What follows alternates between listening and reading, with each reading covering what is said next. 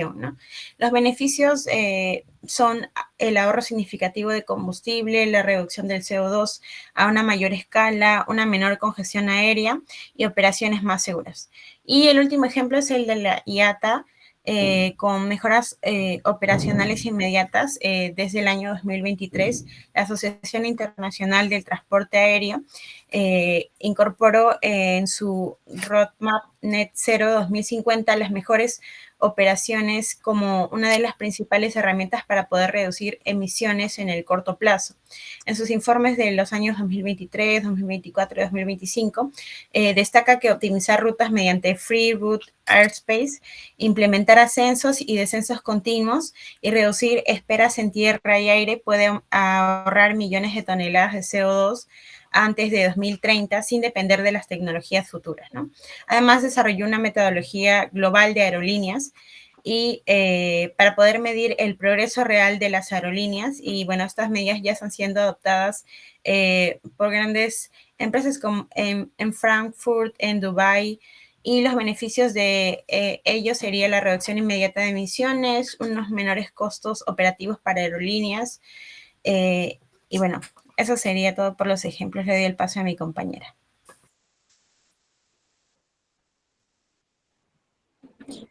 Bueno, profesor, ahora voy a exponer yo. Soy Diana Quispe y voy a desarrollar la parte de integración estratégica y conclusiones, que es una de las partes más importantes porque nos muestra cómo la optimización de rutas directas y el flujo aéreo óptimo no solo mejoran la operación de vuelo, sino que también tienen un impacto mucho más grande a nivel logístico, tecnológico y competitivo, especialmente en los países en desarrollo, ¿no?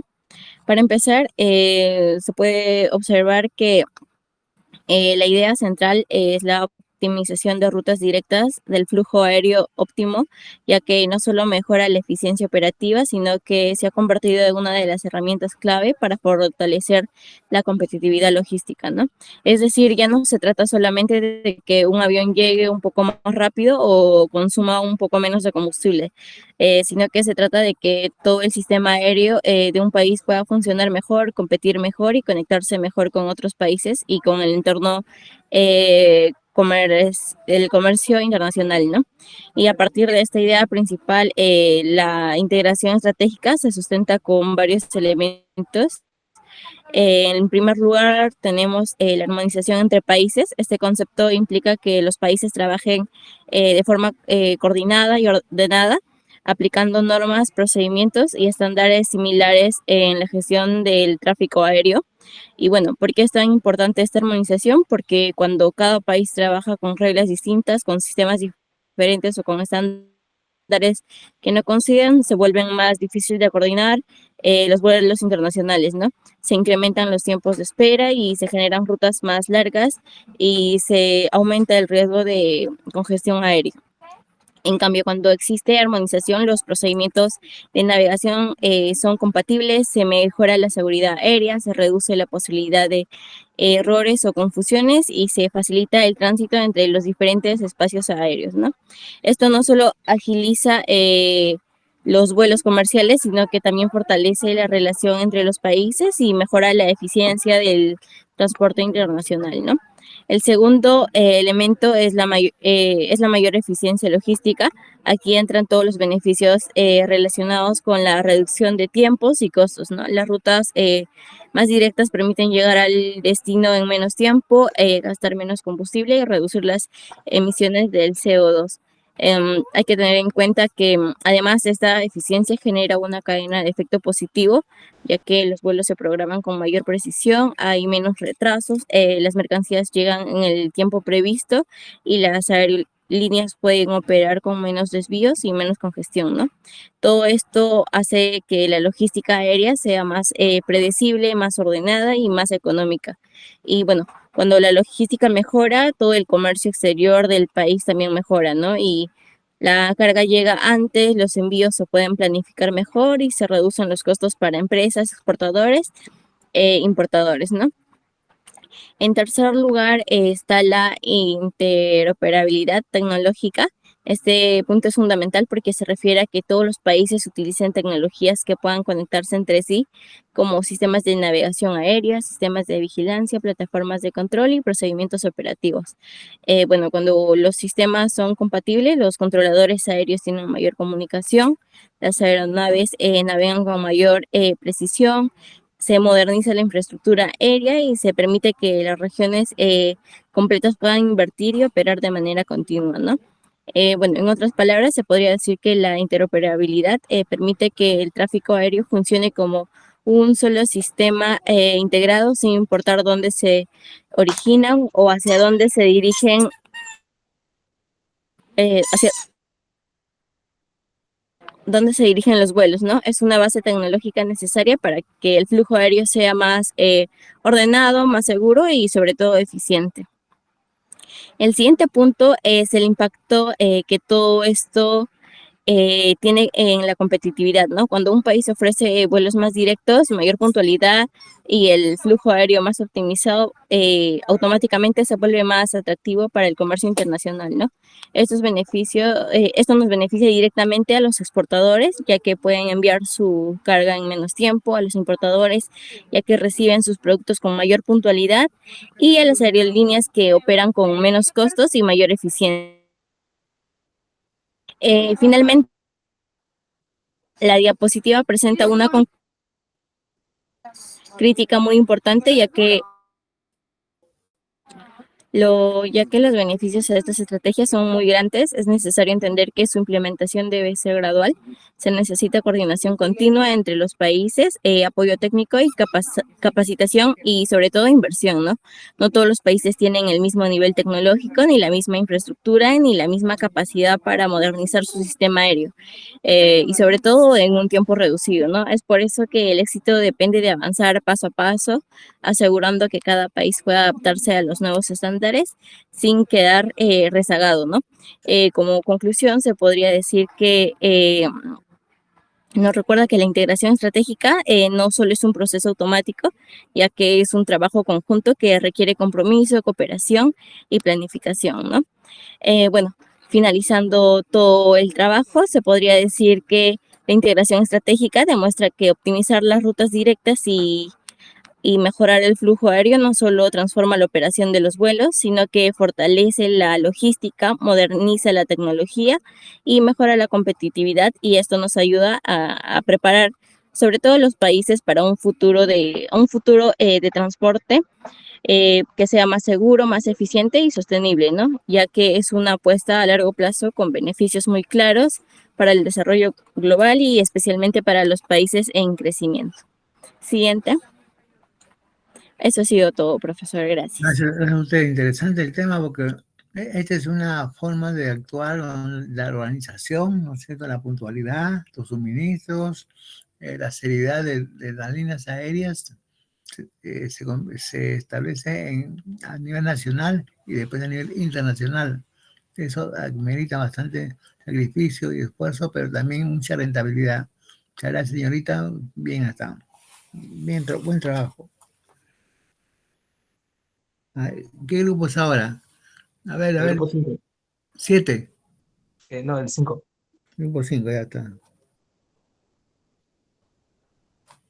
5. Profesor, el equipo 7 es el que acaba de exponer. Sí, me equivoqué yo. Cuenta Luis, Luz, Hilaria, Diana y Vicente. No se preocupe. Ahí está, también ahora. Becerra, Cristian, González,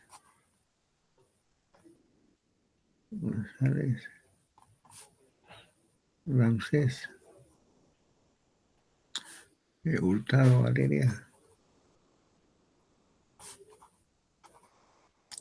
y tantas, Jonathan. Ya, señores. Ahora está de moda la aviación. A ver, sigamos la aviación.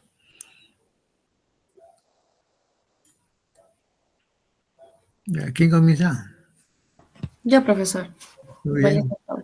Vale, profesor. A continuación vamos a poner el uso del combustible de aviación sostenible, SAF. Los integrantes son Becerra Cristian, González Rancés, Dantas Jonathan y quien le habla Valeria Hurtado. Siguiente diapositiva, por favor. A continuación, les voy a explicar acerca del funcionamiento, marco jurídico y sostenibilidad. Bueno, el uso del combustible de aviación sostenible, más conocido como SAF, es una combustión alternativa para la aviación que puede sustituir parcial o totalmente al queroseno fósil o A1, pero producido de diferentes fuentes, ¿no? Como la biomasa, residuos sólidos, etc., que a continuación voy a explicar. El SAF debe ser químicamente análogo al queroseno y compatible con los motores de aeronaves e infraestructuras existentes. La práctica consiste en primero producirlo, mezclarlo, suministrarlo y reportarlo. Siguiente diapositiva, por favor. Bueno, en este caso, el SAF puede ser producido de diferentes materias. En este caso, aceites vegetales vírgenes, aceites usados o grasa de animales, caña de azúcar, biomasa sólida y residuos, digestión anaeróbica, H2O con la electricidad renovable y el CO2. Siguiente diapositiva, por favor. En el funcionamiento tecnológico voy a explicar acerca de 4, los cuales son los más conocidos. El primero es el Fischer-Tropsch, el cual este método convierte casi cualquier material que contenga carbón, gas natural o la biomasa en gas de síntesis, ¿no? Que posteriormente se convierte en líquido para poder ser utilizado por los aviones. El segundo es el EFA, que es ésteres y ácidos grasos hidroprocesados. Este método utiliza aceites vegetales, grasas de animales y grasas de desechos en un biocombustible líquido.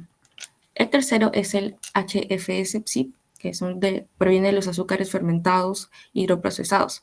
Este método se produce a partir del maíz, los azúcares derivados de la biomasa vegetal. Y por último, el ISAF, que es el electrosaf, que es una variante del SAF producida a partir de la electricidad renovable, hidrógeno verde y CO2 capturado, ¿no? Y es uno de los combustibles más limpios y avanzados para descarbonizar la aviación. Siguiente diapositiva, por favor.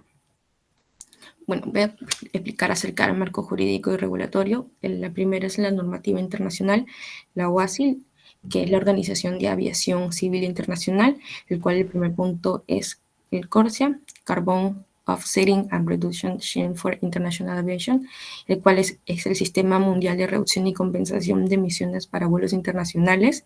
Y en este caso, el SAF cuenta como reducción de emisiones elegibles y cumple con los criterios de sostenibilidad. Y el OASI define los estándares para la certificación de sostenibilidad, contabilidad de emisiones, replicabilidad y trazabilidad. El segundo punto son los documentos y estándares relevantes, que en este caso el documento 9988 del OASI, que es la guía para combustibles alternativos. También están los criterios de sostenibilidad del SAF y las aprobaciones técnicas respaldadas por el ASTM. El segundo punto es la normativa europea, que es el reglamento Refuel EU, que fue aplicado en 2023 y obliga a que hay unas mezclas mínimas obligatorias del SAF en el aeropuerto de Reino Unido, el cual tiene 3 objetivos. El primero, este año, que haya un 2%, en el 2030 un 6% y en el 2050 un 70%. Y por último es la legislación nacional, en el cual cada país adopta ciertas políticas. En el caso de España está la Estrategia de Aviación Sostenible y Transposición de Refuel. En Estados Unidos está el Sustainable Aviation Fuel Grant Challenge, que son los créditos fiscales. Y en Reino Unido es SAF Mandate, que está en discusión. Y en Brasil y Canadá tienen los programas basados en biocombustibles, que en este caso son el RenovaBio y el Clean Fuel Standard. Siguiente diapositiva, por favor. A continuación voy a explicar qué problema de sostenibilidad resuelve el SAF. Bueno, el primero es la reducción de emisiones del CO2, el cual el SAF tiene como objetivo reducir el impacto climático de la aviación, que hoy representa entre un 2 y un 3% de las emisiones globales del CO2. ¿Y cómo se reduce el CO2? Bueno, los distintos tipos de SAF disminuyen las emisiones mediante varios mecanismos. El primero es el ciclo cerrado de carbono, que el CO2 el CO2 emitido al quemarse con el SAF es equivalente al CO2 que previamente capturaron las plantas o los residuos, ¿no? En este caso sirven como materia prima. Esto hace que el ciclo de vida sea mucho menos intensivo en carbono que el del queroseno fósil. El siguiente punto son las emisiones casi nulas, en el cual el ISAF carbono no proviene de biomasa, sino del CO2 capturado del aire o de procesos industriales. En este caso, si la electricidad es renovable, la reducción puede ser de un 90 a un 100%. También está la reducción de otros efectos climáticos. Algunos SAF reducen la formación de estelas persistentes que también contribuyen al calentamiento global. Esto puede suponer beneficios climáticos adicionales a un 5 al 10%. El segundo punto es la disminución de contaminantes locales. El SAF no solo reduce el CO2, sino que también mejora la calidad del aire alrededor del aeropuerto y de las zonas, ¿no? El primer punto es el material particulado, que el SAF tiene menos azufre, menos impurezas aromáticas y una combustión más limpia. El segundo punto son los óxidos de azufre, el cual, como el SAF casi no contiene azufre, la emisión de SOx es prácticamente cero. También hay menos olor y compuestos tóxicos, en este caso menos hidrocarburos aromáticos y menos compuestos volátiles. También está el punto potencial reducción del NOx, que no es tan fuerte como un PM o un SOx, pero algunos SAFs pueden reducir moderadamente el NOx debido a una combustión más uniforme. Y por último está la diversificación energética, en la cual hay nuevas fuentes de energía. Pueden ser los residuos orgánicos, la biomasa, aceites usados, hidrógeno verde, etc. Además, mejora la seguridad energética, ¿no? Algunos países pueden producir sus propios SAF y reducir su dependencia del petróleo importado. También hay el estímulo a nuevas industrias, ya que la producción del SAF activa sectores como gestión de residuos, economía circular, captura de carbono, etc. Y por último, la reutilización de residuos, ¿no? Aporta valor económico a residuos urbanos, residuos agrícolas y aceites usados de cocina. Siguiente diapositiva, por favor. Bien, profesor. Yo les voy a hablar ahora sobre el impacto directo que vendrían a ser los beneficios tanto tangibles y la reducción de huella de carbono del SAF, ¿no? Siguiente diapositiva, por favor. Tu cámara, Bien, ahí está. Ya está bien, sigue nomás. Bien, empezaremos explicando el impacto más importante, que sería la reducción real del CO2 y todo lo que tiene que ver con los contaminantes, ¿no? Ya que el mayor impacto directo del combustible de aviación sostenible, que es el SAF, que estamos explicando, es la reducción significativa de la huella de carbono, dependiendo obviamente del tipo de SAF. Pues estas pueden ser biojet, como también e-jet, y acá pues la reducción podría ser entre un 60 a un 80% menos de CO2 en comparación con el combustible convencional del jet A1. Y en algunos casos avanzados, como los combustibles jet sintéticos, porque son producidos a partir del CO2 capturado, la reducción acá podría llegar de ser hasta el 90%. ¿Y por qué reduce tanto el SAF todo esto? Porque el CO2 que se libera durante el vuelo ya había sido capturado previamente por residuos biológicos, algunos aceites usados, o directamente por tecnologías de captura atmosférica, ¿no?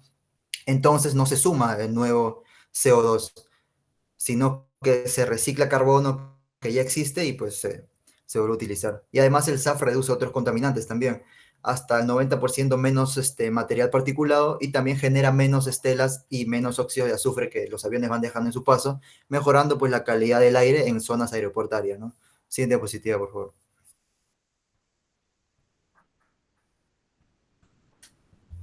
Bien, ahora le hablaré sobre los beneficios logísticos para la operación aérea.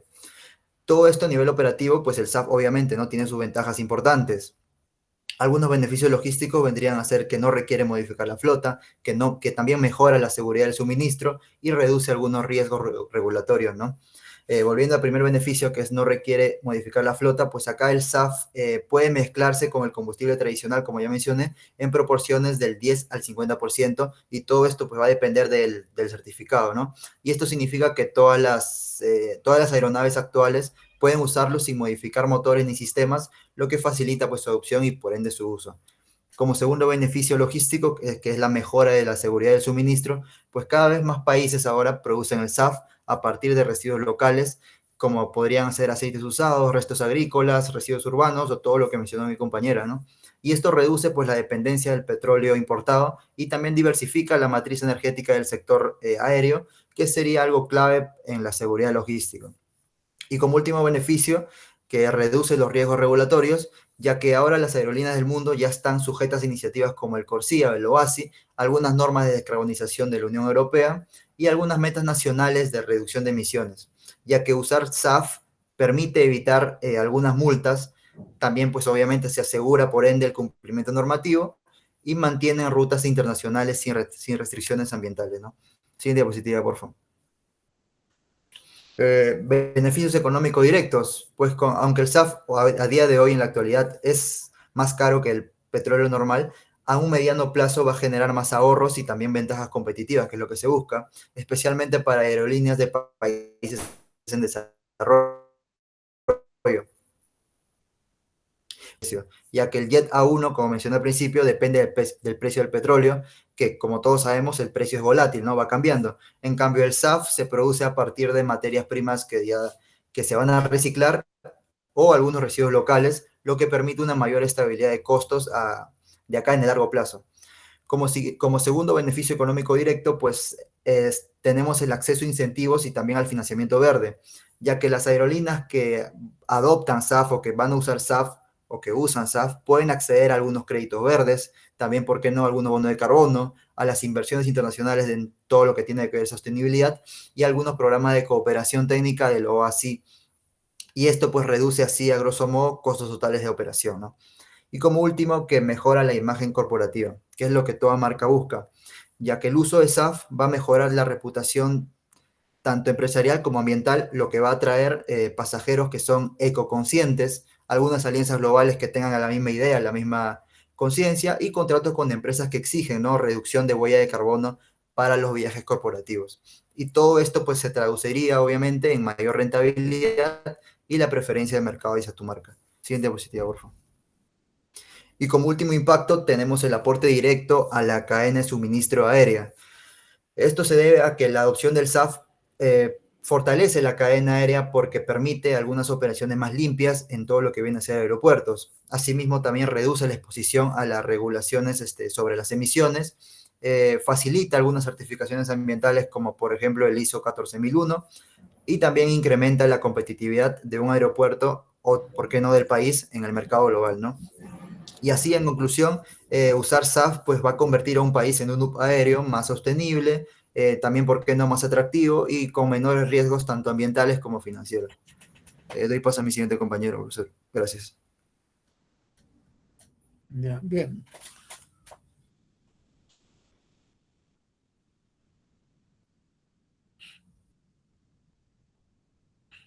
Bien, sigue.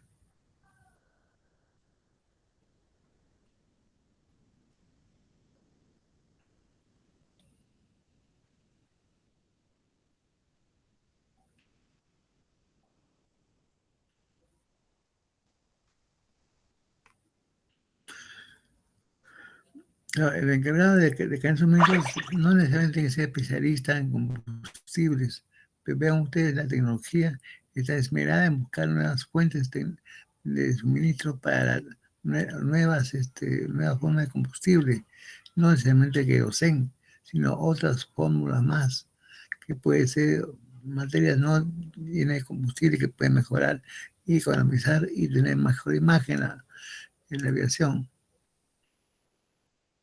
A ver, ¿quién es? ¿Quién más es? Sí, profesor, un momento, Ya, por favor. Ramsés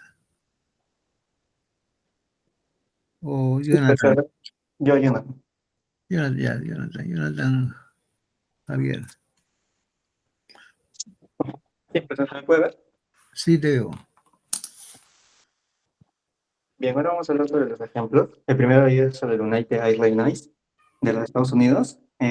United ha invertido en la empresa Twells para desarrollar combustible de aviación sintético, producido a partir del CO2, capturado del aire e hidrógeno renovable. Además, United firmó acuerdos de compra a largo plazo y participa en la financiación para escalar esta tecnología. Lo que hace United Airlines es que impulsa el desarrollo comercial del jet, pasando de pruebas piloto a contratos reales. ¿Y por qué importa? Porque puede reducir hasta el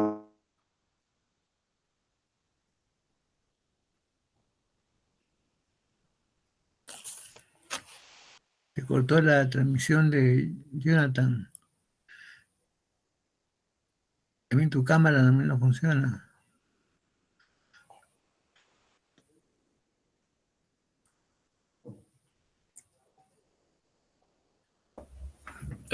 Bueno, parece que mi compañero se le ha ido. Ya. Ramsés, a ver, Ramsés. Cúbrelo a Jonathan. Sí, profesor. Bueno, mi compañero estaba nombrando ejemplos, ¿no? Como el de United Airlines. Vamos a nombrar por encima los 3 ejemplos más creo que había puesto. Pasando también por el Air Canada con Neste, que es de Canadá a Finlandia, y que como ejemplo tomó el Biojet comercial, que usa aceites que son ya residuos. Lo voy a pasar por encima por si mi compañero vuelve y explica con mayor detalle. También el caso de Refuel Aviation de la Unión Europea, que es un ejemplo de política pública, ¿no? Que obliga el uso del SAF del que hemos estado hablando.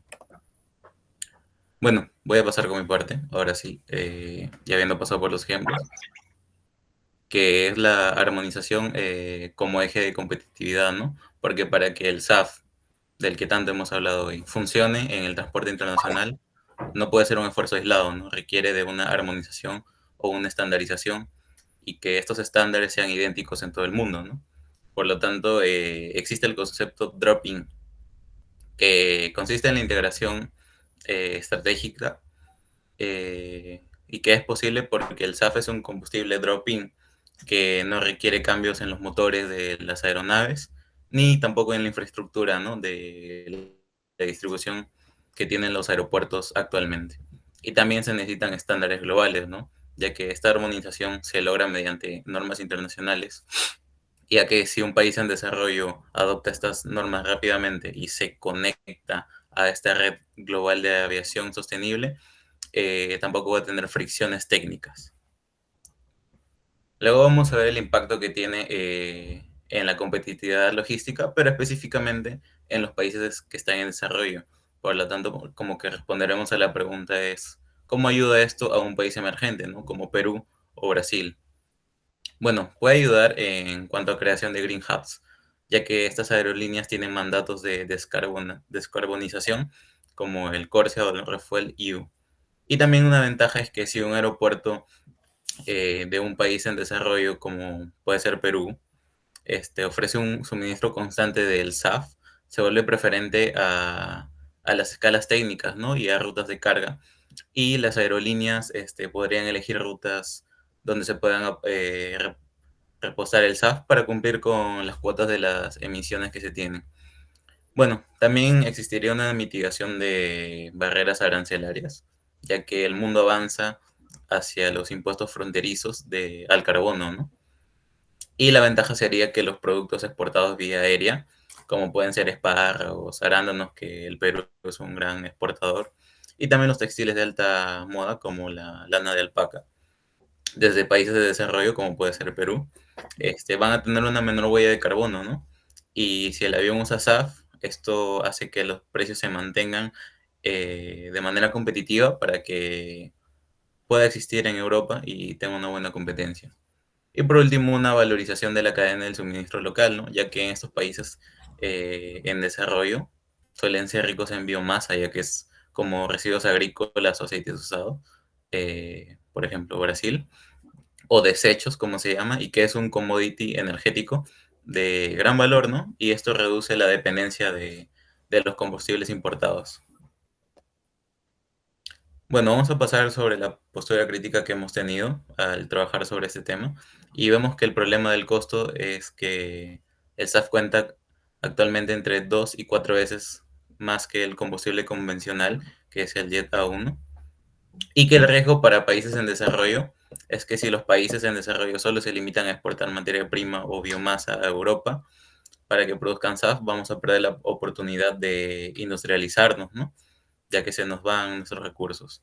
Y como veredicto vemos que la competitividad logística real no va a venir solo de usar SAF, sino que de producirlo también localmente nosotros, ya que si no desarrollamos estas políticas públicas o incentivos para tener refinerías acá, vamos a terminar también importando el combustible caro y vamos a perder competitividad en nuestros fletes aéreos. Y como conclusiones finales de esta exposición, vemos que la viabilidad inmediata es que el SAF es la única solución viable a corto y mediano plazo para descarbonizar el transporte aéreo, ¿no? Sobre todo larga distancia, ya que las baterías eléctricas son demasiado pesadas para la carga internacional. Y la intermodalidad, que es que el éxito del SAF depende de una logística terrestre eficiente para mover la biomasa hacia las refinerías y también luego hacia los aeropuertos. Y bueno, eso sería todo por nuestro grupo Es 5. interesante este tema en el sentido que nuevas formas de combustibles se están creando y eso no perjudica, sino al contrario, beneficia para eliminar CO2 y no tomar tanto combustible fósil o fosilizado que produce gran emisión de carbono. Es interesante. Lo que sí no se maneja en cuenta una parte que ustedes no han terminado. A poner las presentaciones han puesto, por ejemplo, fondos de verdes de diferentes tonos, pero cuando un verde claro se junta con una letra blanca, se ve bien difícil. Y como las letras son pequeñas, peor todavía. Eso faltó visibilidad en ese sentido. El tema está bueno, interesante y es alta tecnología, pues lo que está viendo actualmente. No es el simple querosene o combustible de gas, pero también hay otra forma también que se está viendo. Gracias, señores. Buen trabajo. Ya, grupo 5 ya está. Vamos a ver, ¿qué otro grupo? El grupo 12. El grupo 12. Ya está. Profesor, ¿qué tal? Buenas noches. Ahorita voy a compartir pantalla. Ya.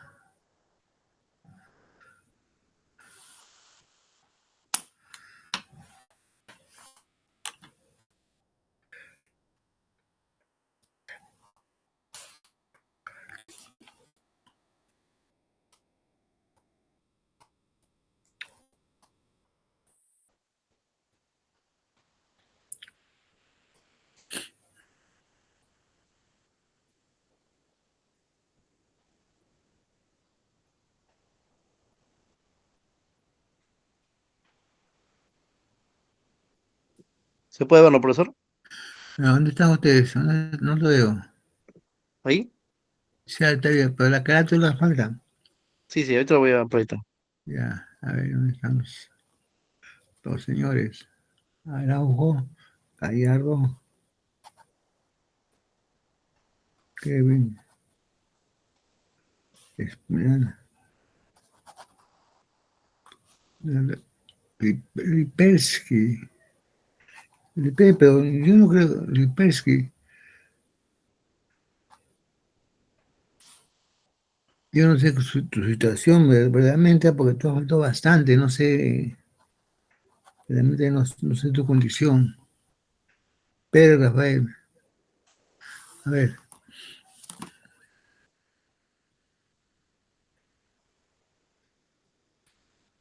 Bueno, profesor, voy a comenzar con la exposición. Bueno, mi nombre es Luis Berchi y voy a comenzar con la exposición que sería Sistemas de Monitoreo y Control de la Huella de Carbono Corporativa. Siguiente diapositiva, por favor.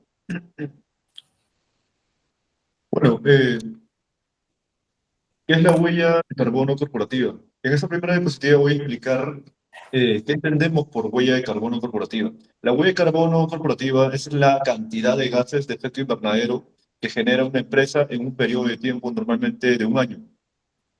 Todas esas emisiones se expresan en toneladas de CO2.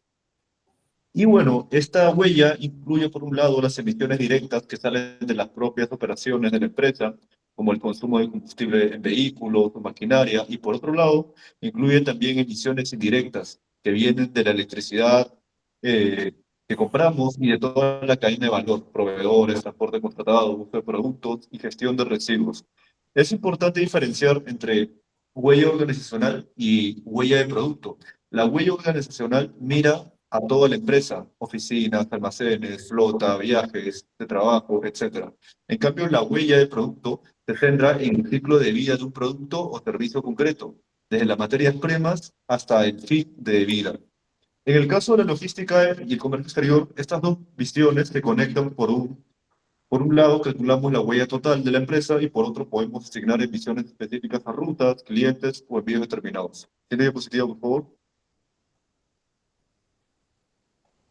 Ahora tenemos las fuentes de emisión y transporte internacional. En esta segunda diapositiva voy a comentar de dónde salen las emisiones en una empresa de transporte internacional. Para ordenar las fuentes de emisiones se utiliza un estándar del GHG Protocol que divide las emisiones en tres alcances. El primer alcance, que son las emisiones directas, por ejemplo, la de camiones propios, vehículos de reparto, equipos de almacén que funcionan con combustibles fósiles. El segundo alcance recoge las emisiones asociadas a la electricidad y otros tipos de energía que la empresa compra, como electricidad de los almacenes, oficinas, o la energía que se usa para cargar vehículos eléctricos. El alcance 3 corresponde a todas las otras emisiones indirectas de la cadena de valor. Aquí entra el transporte subcontratado, es decir, las navieras, aerolíneas, transportistas externos, además de viajes de negocio, proveedores y residuos. En el sector logístico y comercio exterior, la mayoría de la huella puede estar en el alcance 3 porque casi todo el transporte internacional se contrata a terceros. Siguiente diapositiva, por favor. Bueno, ahora vamos a ver por qué la huella en el transporte internacional.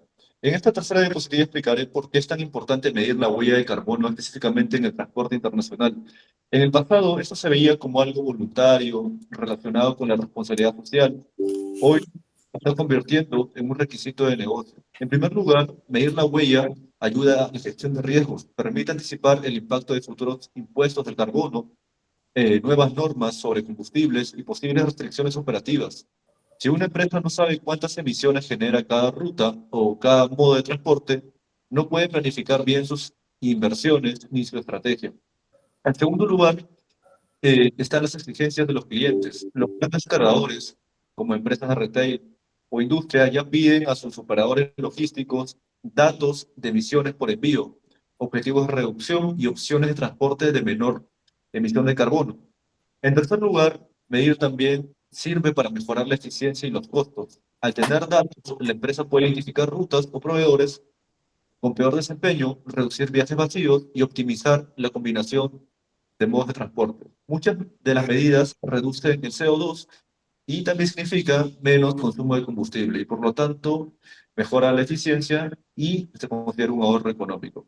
Siguiente diapositiva, por favor. Ahora vamos a hablar sobre las normas globales, tendencias e impactos. En esta diapositiva voy a relacionar la huella de carbono con el transporte internacional, con las normas globales y con las tendencias del mercado. En el sector marítimo, la Organización Marítima Internacional ha fijado una estrategia para que el transporte marítimo internacional llegue a cero emisiones netas hacia el año 2050, con metas intermedias para el 2030 y para el 2040. Esto obliga a las navieras a controlar muy bien sus emisiones y mejorar su eficiencia. En la aviación, eh, también hay un organismo llamado OASI y a través del programa Corsia obliga a las aerolíneas a medir, reportar y compensar el crecimiento de sus emisiones internacionales por encima de ciertos niveles. Esto crea más presión para que toda la cadena logística aérea tenga información fiable de su huella de carbono. Y con respecto a la Unión Europea, hay regulaciones como la CSRD que obliga a las grandes empresas a reportar detalladamente sus emisiones, incluyendo el transporte y la cadena de suministros, y los mecanismos como el CBAM y el mercado de emisiones que pone precio al carbono asociado al comercio internacional. Todo esto se enmarca en una tendencia global hacia las cadenas de suministro sostenibles. Cada vez más las empresas eligen operadores logísticos que puedan ofrecer soluciones de menor carbono y reportes transparentes. Ahora sí le doy más emisión al compañero.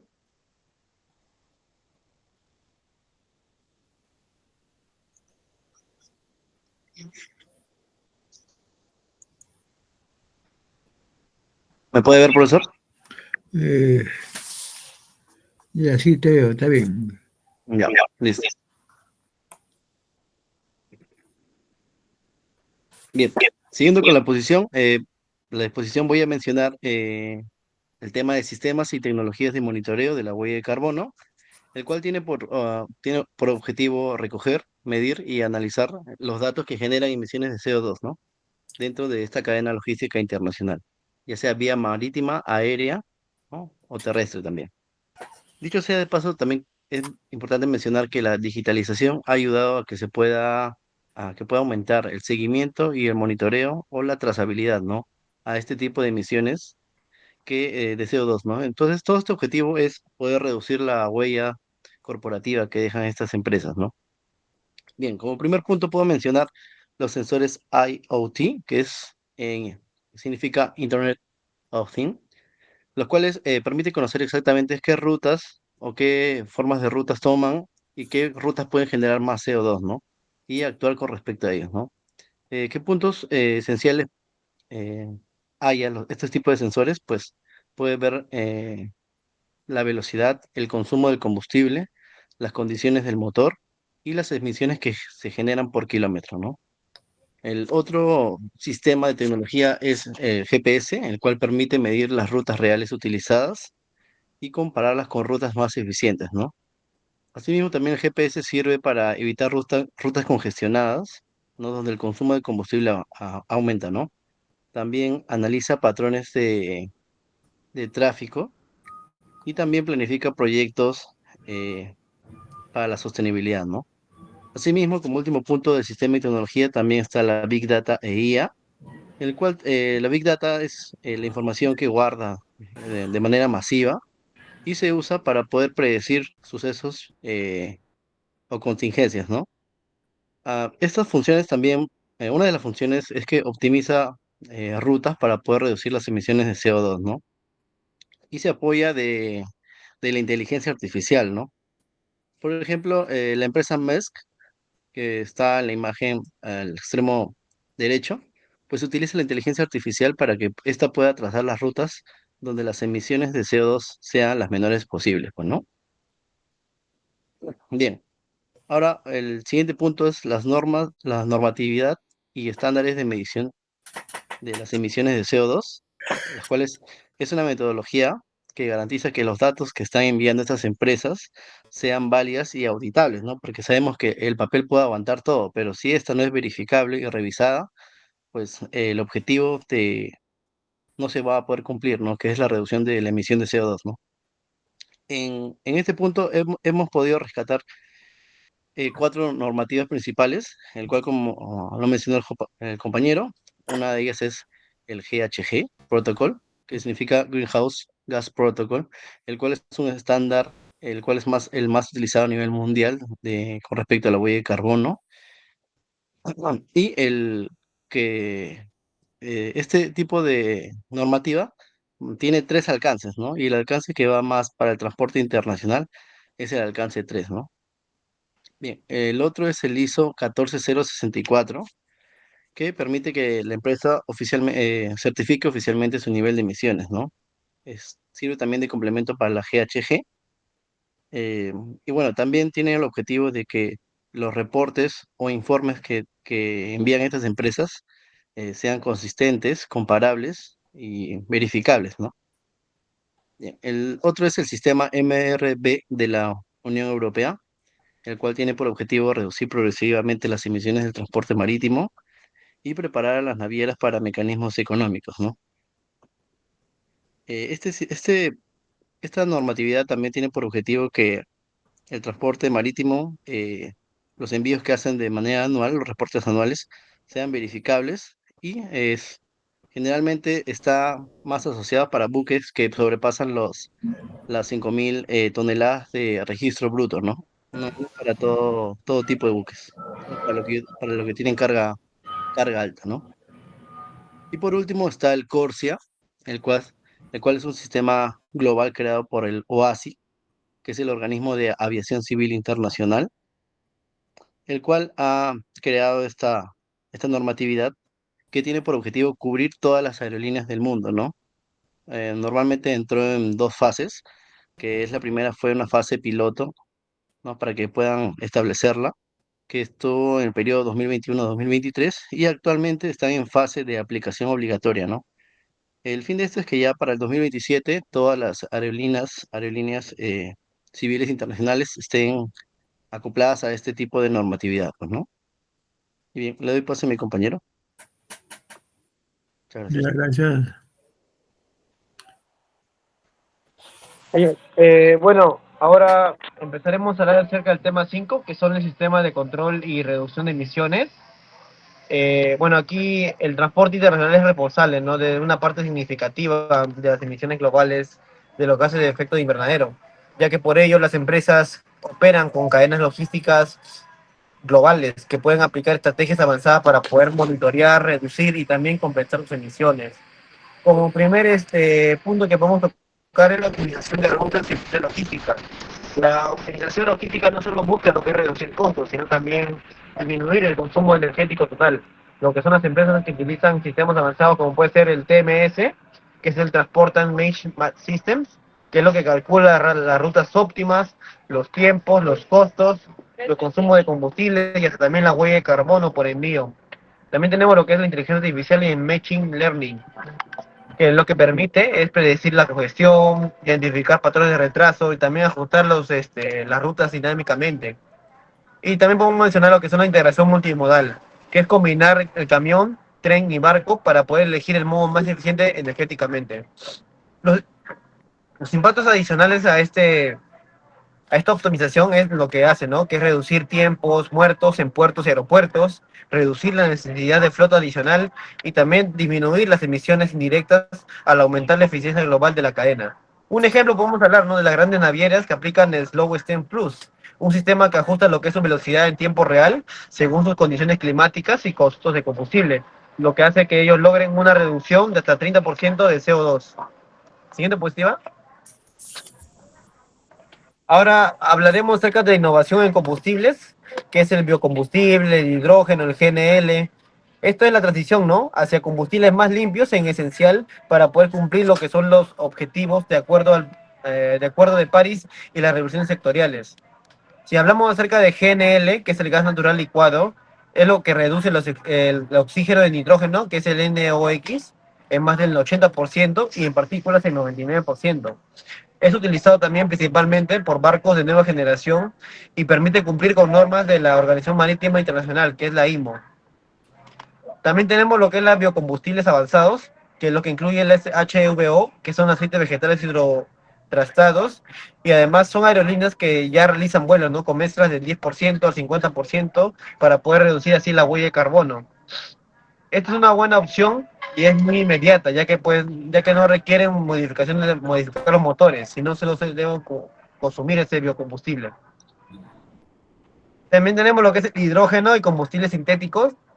El hidrógeno verde puede usarse en motores de combustión modificados hasta también en celdas de combustible.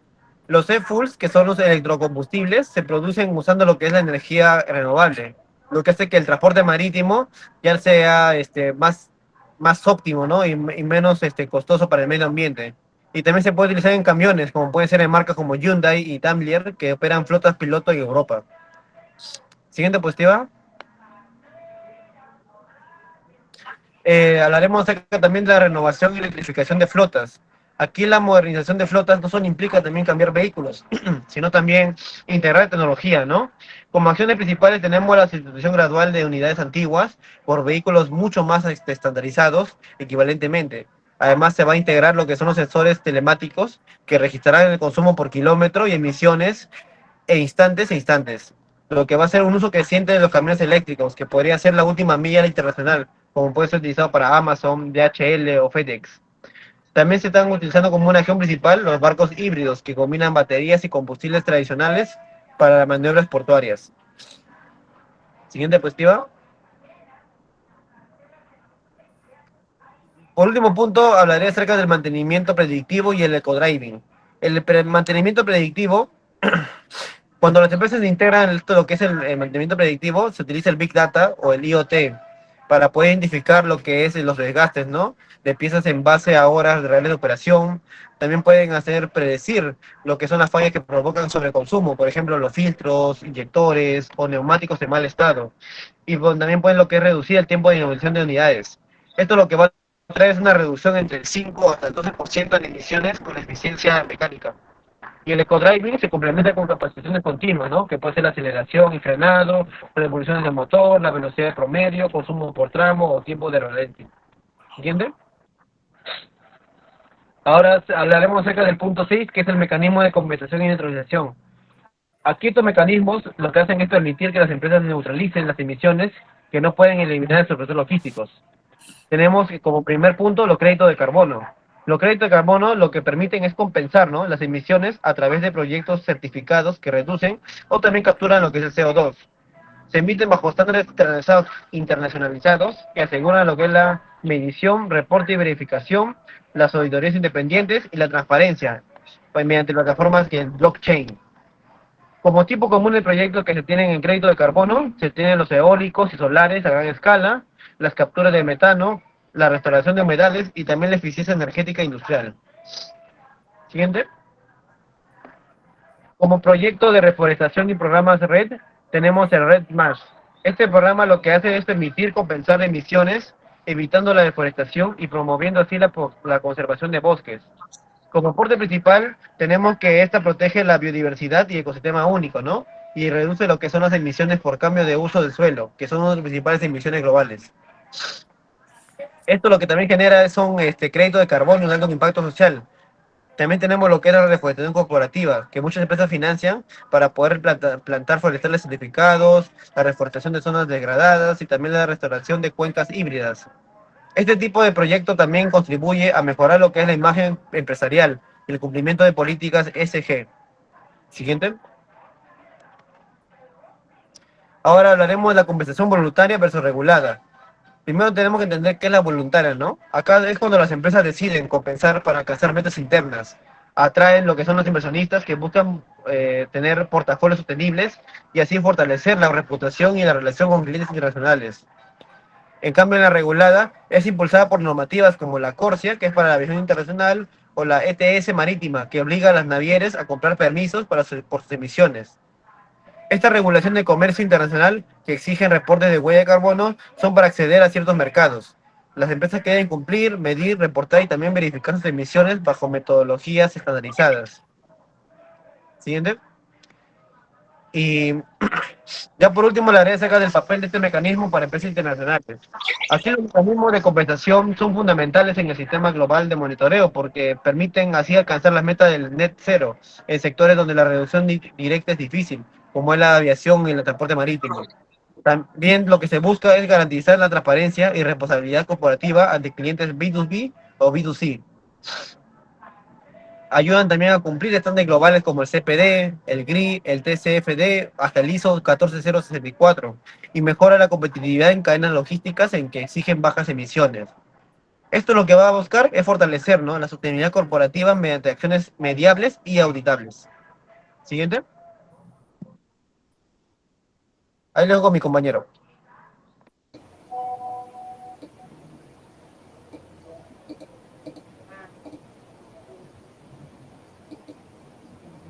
Bien, yo voy a continuar con el caso de las empresas internacionales. En primer lugar, el caso de Microsoft.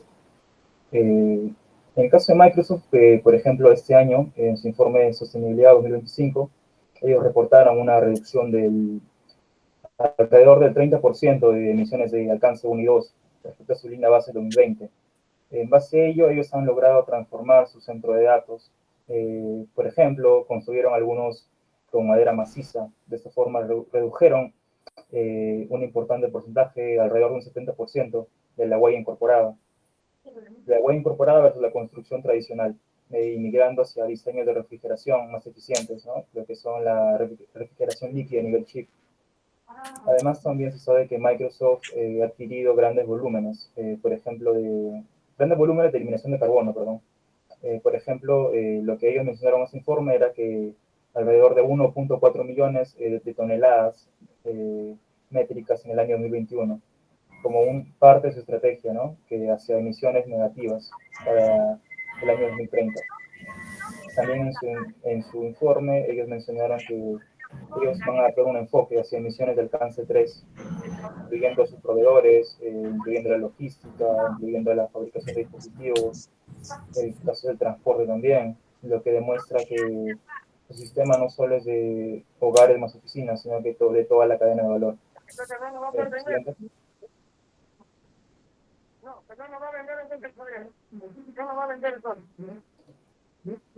Siguiente. Bien, respecto al caso de IKEA, En IKEA, en el año 2024, esta empresa logró reducir su huella climática en un 28% respecto al 2018 y un 5% respecto al 2023. En el caso de esta empresa, el uso de esta energía renovable en sus operaciones de producción, de comercio, alcanzó un alto porcentaje, por lo que IKEA informa que muchas de sus fábricas ya funcionan con lo que es electricidad renovable. Y también en su plan mencionan que se comprometió a reducir al menos un 50% de sus emisiones absolutas y avanzar hacia un net cero para el año 2050. Esta estrategia comprende múltiples frentes como operaciones en tiendas, manufactura, transporte, logística y colaboración con proveedores. Siguiente.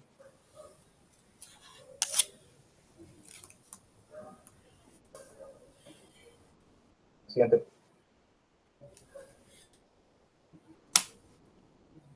Bien brevemente, en el caso de las conclusiones, siguiente, por favor.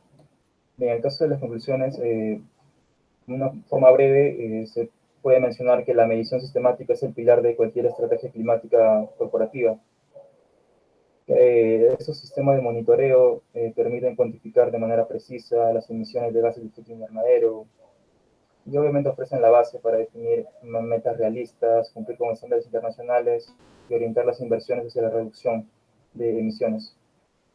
Como segundo punto, la digitalización y automatización mejoran la calidad y trazabilidad de los datos, ya que el uso de sensores, medidores inteligentes, plataformas de Internet de las Cosas, los ERPs integrados y softwares reducen errores humanos, asegurando un monitoreo continuo y permitiendo auditorías sólidas bajo estándares de medición. Asimismo, también la gestión de la huella de carbono ya no es solo un ejercicio contable, sino que un proceso operativo. Estos sistemas modernos no solo calculan emisiones, sino que generan alertas, proponen optimizaciones, comparan sitios dentro de la empresa, permiten ajustar procesos en tiempo real, para obviamente reducir consumos y costos. Además, también esta monitorización continua incrementa la competitividad y la eficiencia, ya que optimiza el consumo energético, reduce desperdicios, anticipa variaciones de la demanda, mejora la rentabilidad. Y con ello las empresas con estos sistemas avanzados suelen exhibir menores costos operativos. Y por último, la transparencia fortalece la confianza del mercado, ya que estos sistemas, cuando son bien implementados, facilitan el reporte confiable a estándares como el GRI, el CDP, y esto eleva la credibilidad ante inversionistas, socios y obviamente consumidores. Siguiente. Bueno, sí, todo por parte de nuestro Bien, punto. gracias. Su trabajo ha sido en términos general y ha dado una perspectiva amplia de todo lo que se ha hecho, está haciendo hasta ahora. Bien, señores. Buen trabajo. Ahora, ¿quién sigue? ¿La 4 o la 11? El 11, profesor. Al 11. La 4 al último. Profesor, disculpe, una consulta. Yo soy Liperche, Espinal. Sí. Al inicio de nuestra exposición comentó algo que yo estaba mal, creo que en asistencias o algo así. Claro, usted faltó mucho. En gerencia faltaba bastante. No sé cómo acá. Usted no hizo bien su Profesor, pero creo que hay una pequeña confusión porque yo entré por matrícula extemporánea y yo ingresé al curso más o menos en la semana 5. Tal Ya, vez por eso se me está... déjeme ver eso, pues ya mañana le digo hablar con el delegado. Sí, por favor, porque creo que Ya. hay una confusión ahí. Ya. Listo, gracias. Ya, pero usted ha faltado bastante, señora. Ya, a ver, vamos a ver. León, Gabriela. Pepedón, Karina. Bustamante, Alison. Dávila, Antonella. Ya, señoritas, señores.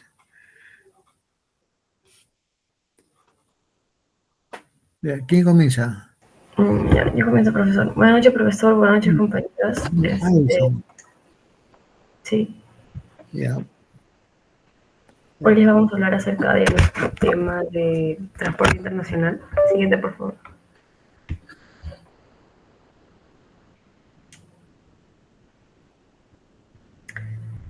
Para comenzar con la introducción sobre la formación continua, que es un sistema de capacitación permanente dirigido a personas responsables de conducir vehículos, operar aeronaves o tal vez comandar embarcaciones. El objetivo de esto es más que todo asegurar que estos profesionales mantengan competencias que cada vez se van actualizando, no tanto en las áreas de seguridad, seguridad y cumplimiento normativo.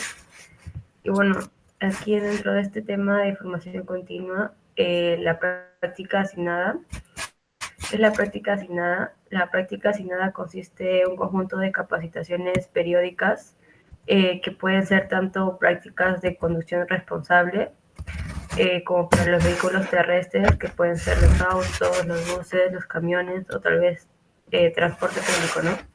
Y también prácticas de navegación responsables. Eso mayormente para las naves que transportan mercadería o tal vez también naves pesqueras o tal vez las recreativas, ¿no? Como son los cruceros, los yates.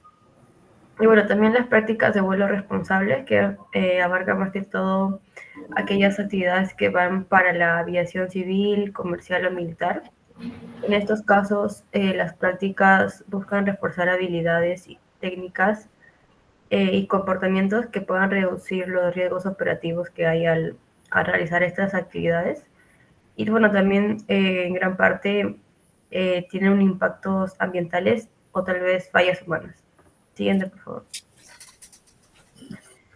Bueno, ¿cómo funciona tecnológicamente o logísticamente? Bueno, la formación continua incluye simuladores. Esta es una tecnología que van a recrear escenarios reales con variaciones climáticas, las fallas mecánicas o tal vez alguna ruta difícil de congestión de emergencia que se va a tener dentro de estas prácticas de aeronaves, tanto que pueden ser simuladores de cabinas, simuladores de puente de mando, simuladores de vuelo, donde van a permitir entrenar sin generar emisiones ni exponer al personal o tal vez a los equipos a riesgos reales, ¿no? Y bueno, también tenemos las plataformas digitales de capacitación, como son los cursos de e-learning, donde van a poder aprender virtualmente sobre sus capacitaciones, la realidad virtual, evaluaciones en línea para hacerle seguimiento al desempeño de cada simulador, que puede ser tanto aviación, navegación o tal vez por la vía terrestre. Y bueno, también los módulos de ecoconducción, ¿no? Y bueno, la parte principal, que son las prácticas en campo, ¿no? Serían las sesiones reales que van a ser supervisadas, como por ejemplo la conducción defensiva, tal vez ver maniobras de emergencia que van a poder aprender, la navegación en mar abierto y procedimientos de despliegue o aterrizaje, ¿no?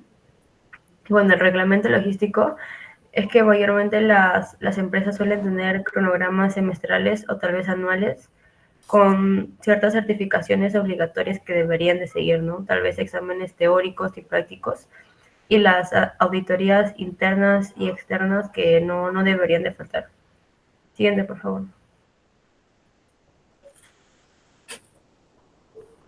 Y bueno, viendo dentro del ámbito del marco jurídico, va a depender mucho del sector, ¿no? Ya que hay tres sectores importantes.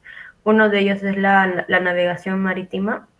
Generalmente se está rigiendo por organismos internacionales y también reglamentos nacionales. La navegación marítima tiene, por ejemplo, las organizaciones de marítima internacional, los convenios, los Standard of Trading, bueno, también que obliga a la formación y capacitación continua de capitanes y oficiales de la Marina, convenios con Marpol sobre la prevención de la contaminación marina y el código ISM para la gestión de seguridad marina dentro de la navegación marítima. Y bueno, por la parte de la aviación civil, que vienen a ser más que todos los pilotos, tenemos a la Organización de Aviación Civil Internacional, por ejemplo, para poder tener las licencias de personal aeronáutico, que mayormente se pide una formación recurrente anual, ¿no? y bueno, también la gestión de la seguridad operacional, y bueno, también las normas para drones y sistemas de vuelo autónomo. Y bueno, siguiendo con el lado del transporte terrestre, estos más que todo son regulados por entidades nacionales. En el caso de Perú es el Ministerio de Transporte y Comunicaciones. Aquí mayormente se dan los reglamentos de licencia de conducir, las normas de capacitación obligatoria para transporte de tal vez mercancía, pasajeros o materiales que vienen a ser peligrosos o riesgosos, ¿no? Y bueno, también los programas de ecoconducción y cursos de navegación periódica. Y bueno, también hay otros marcos relevantes que son las normas ISO, por ejemplo, la norma ISO 39001 para la seguridad vial y la ISO 14001 que es para la seguridad ambiental, ¿no? Siguiente, por favor. Y bueno, ¿qué problemas de sostenibilidad resuelve? Uno que es la seguridad de personas y bienes. Estas prácticas, esas buenas prácticas van a reducir los accidentes causados mayormente por el error humano y también va a mejorar la capacidad de respuesta ante algunas emergencias, ¿no?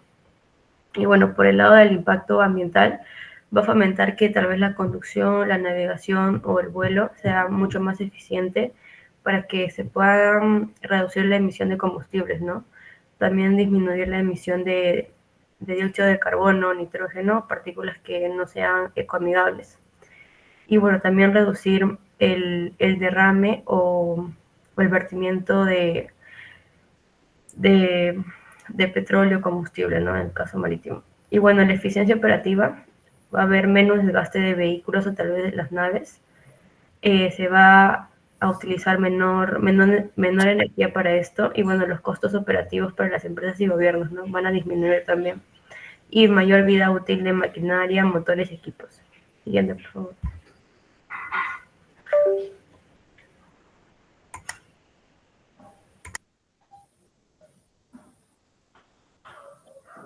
Bueno, a continuación vamos a hablar sobre el impacto directo, los beneficios tangibles y huella de carbono, los beneficios logísticos y los económicos directos. Siguiente, por favor. Para la parte 1, que tenemos los beneficios tangibles y huellas de carbono, lo hemos dividido tanto para los pilotos la parte aérea, conductores la parte terrestre y capitanes la parte marítima.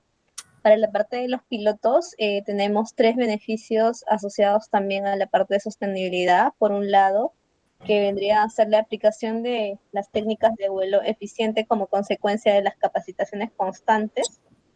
En este caso, como el descenso continuo, que es una técnica de aviación donde el avión desciende en forma continua desde una altitud hasta la pista, no tiene interrupciones ni tramos de vuelo a una altitud constante. Se ha demostrado que esta técnica reduce entre un 4% y un 11% del consumo total de combustible en vuelos comerciales. Por otro lado, las maniobras optimizadas de los vehículos complementarios en tierra, como lo que vendría a ser el taxiado a un solo motor. Esto quiere decir un taxi que no cuenta con, un taxi le denominan al auto que se encarga de complementar a lo que vendrían a ser las actividades de los pilotos, que no cuenta con un conductor humano, sino que es operado por un robot. Esto puede ayudar a disminuir en un 2 al 4% las emisiones por cada una de las operaciones realizadas, así como también el conocimiento de eficiente de rutas y alturas de los pilotos puede reducir hasta un 5% la utilización de los combustibles. Para la parte de los conductores en el sector terrestre, tenemos que la implementación de programas de ecoconducción dentro de las capacitaciones, las cuales son iniciativas que capacitan a conductores en técnicas de manejo que promueven la reducción de los consumos de combustible, la reducción también de la emisión de gases contaminantes, así como mejoras en la práctica de seguridad vial.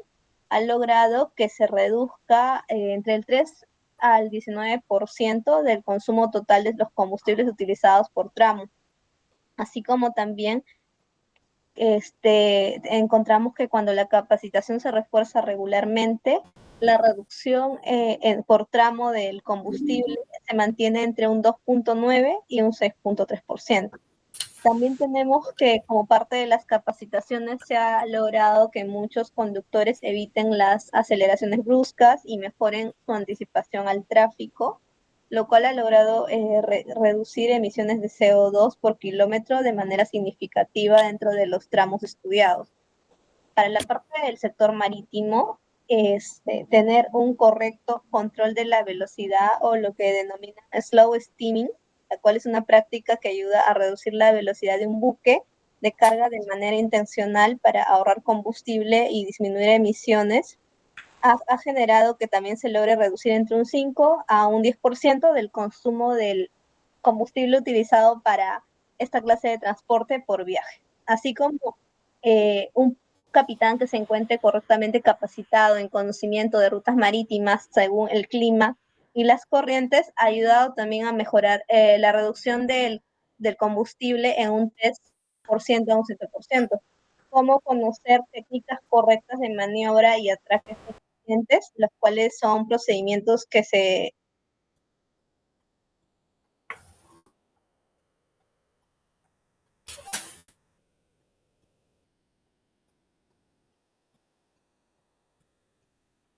Karina, tu audio.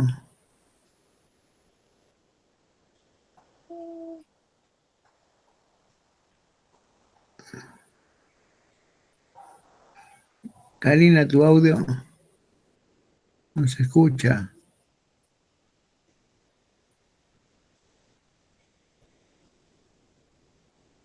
Profesor, ¿ya se escucha? Ya está bien, ya se escucha.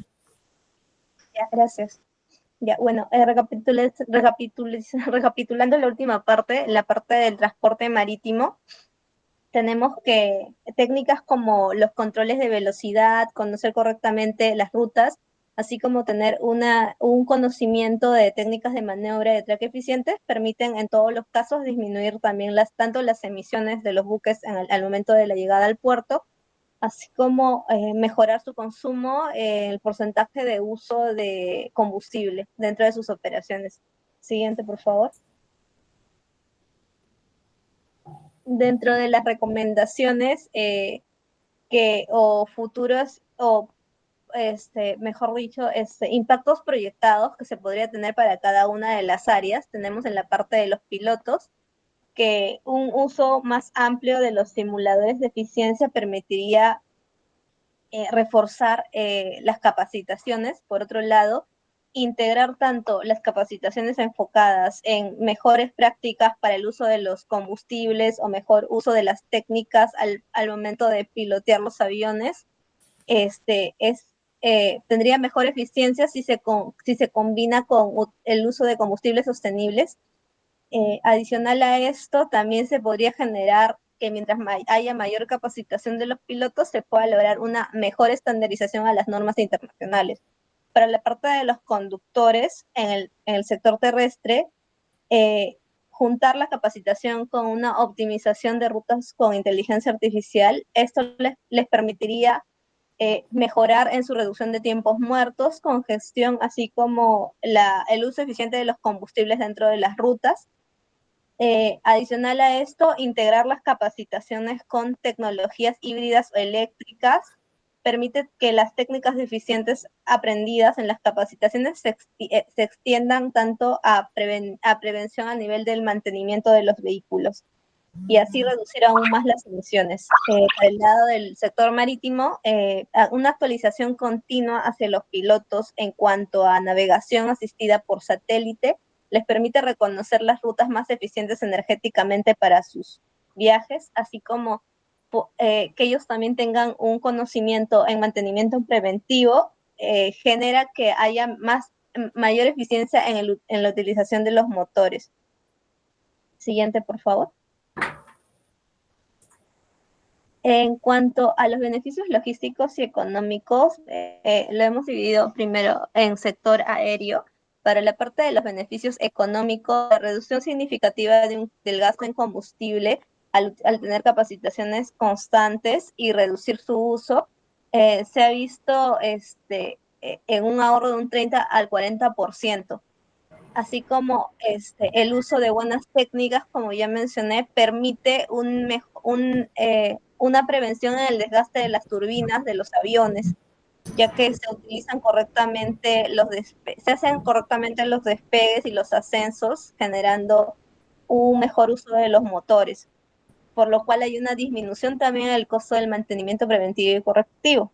Por otro lado, que vendría a ser un impacto directo asociado a lo que vendría a ser las partes más caras de un avión, que son los motores, es que hay un aumento de su vida útil, reduciendo los costos asociados a las compras preventivas de futuros cambios de motor o turbinas.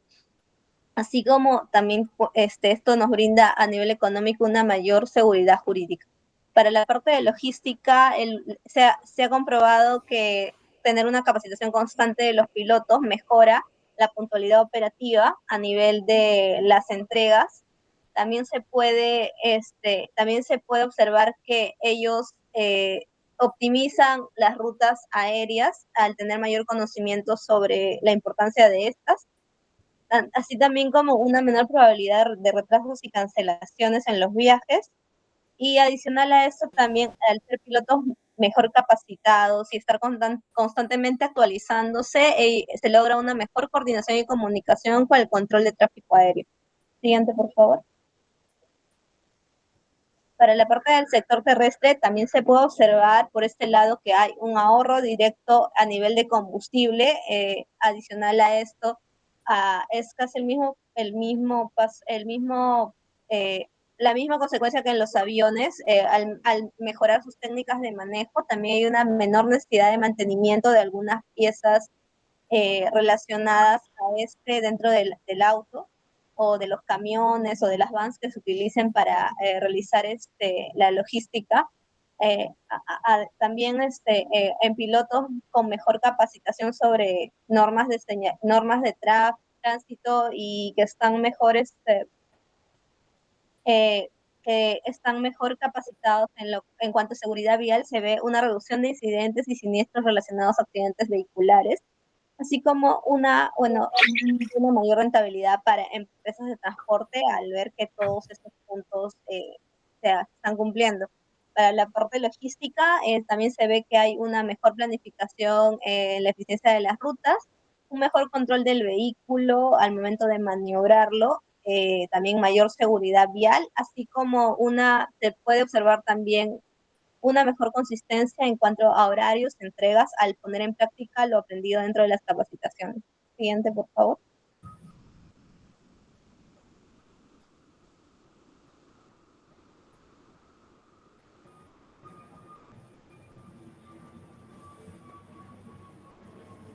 Siguiente diapositiva, por favor.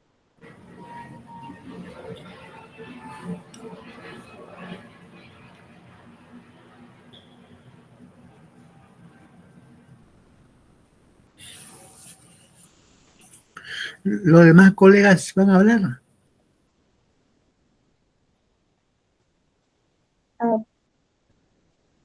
Un momento, profesor, creo que estamos teniendo problemas. Ahorita vamos a volver a compartir.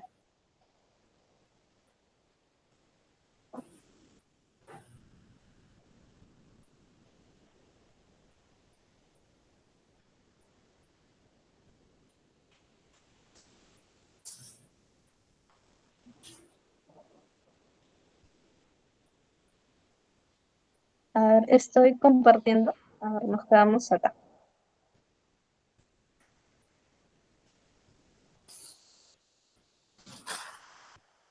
Y como último punto del impacto directo tenemos el sector marítimo, que también a nivel económico el impacto más grande es la reducción del gasto en el combustible que utilizan los buques. En este sector se ve una reducción aún mayor a los otros sectores, entre un 50 a 60%, así como también hay ahorros en cuanto a los costos asociados al mantenimiento de las piezas, como un menor desgaste en el casco y el sistema de propulsión al utilizar las maniobras correctas.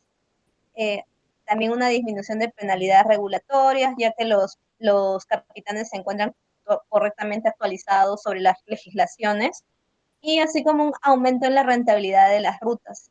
para la parte logística se ve un impacto también en la optimización de las rutas marítimas, lo que genera una menor probabilidad de retrasos en las entregas. También se puede observar que mientras capacites más o tengas más actualizados a los pilotos, hay una mayor eficiencia en sus maniobras, tanto de atraque como de zarpe, así como una mejor gestión de las velocidades operativas mientras se encuentran en ruta. Ahora doy paso a mi compañera para que siga explicando el resto de la exposición. Ya.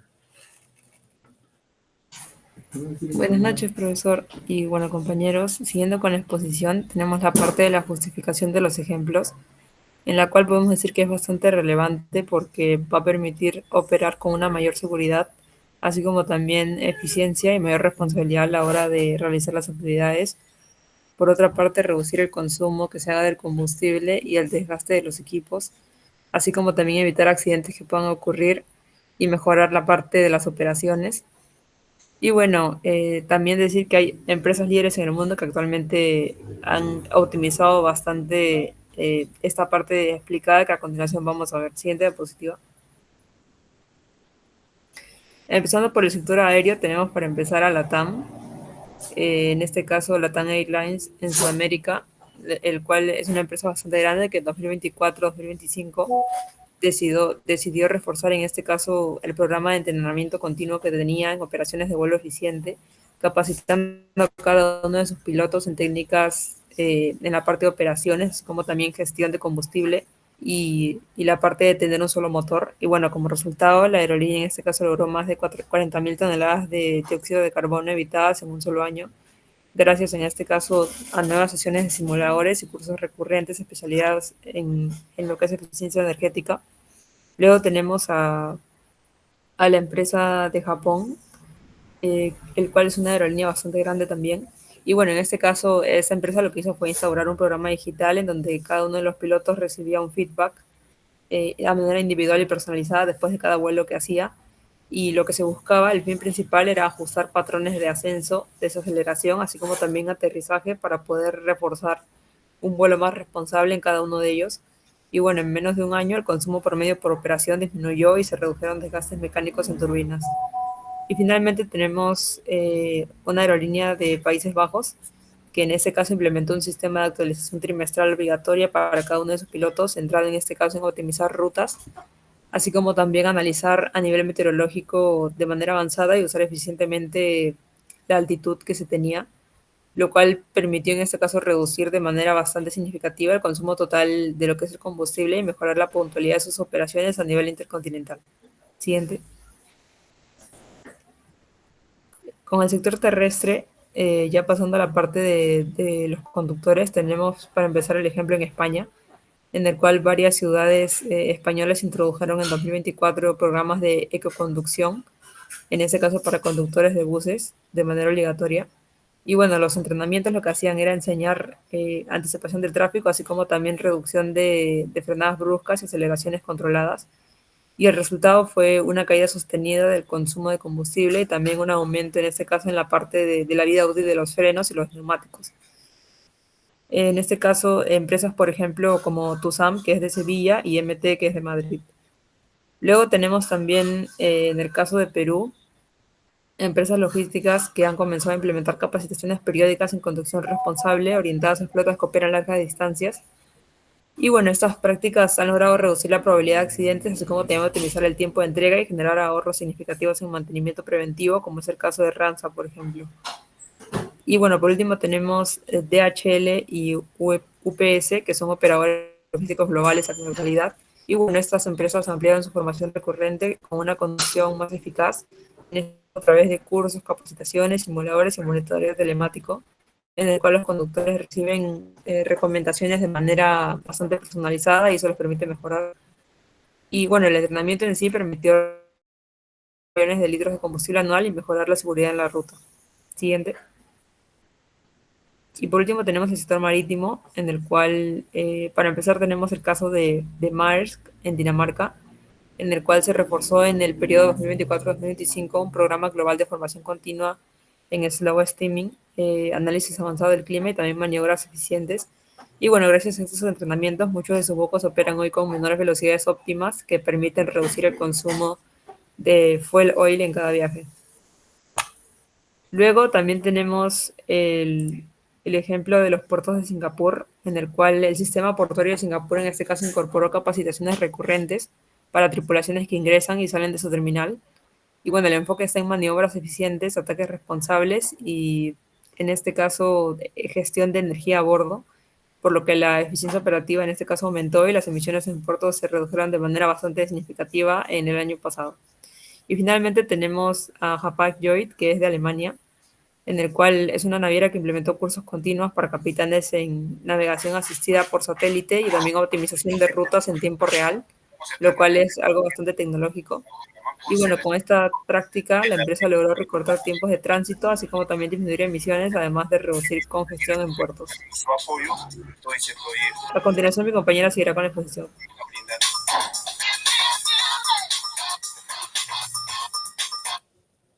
Mi amor, te tengo una noticia. Bueno, pasando a lo que es la integración estratégica, en este punto analizamos por qué la armonización de la formación continua es estratégica dentro de lo que es el transporte internacional. Lo primero es que cuando conductores, pilotos y capitanes reciben una capacitación alineada con estándares internacionales, todos operan bajo un mismo nivel de exigencia, ¿no? Entonces, esto va a permitir que los procesos, las competencias sean uniformes, de este modo reduciendo errores y aumentando la confiabilidad del transporte, ¿no?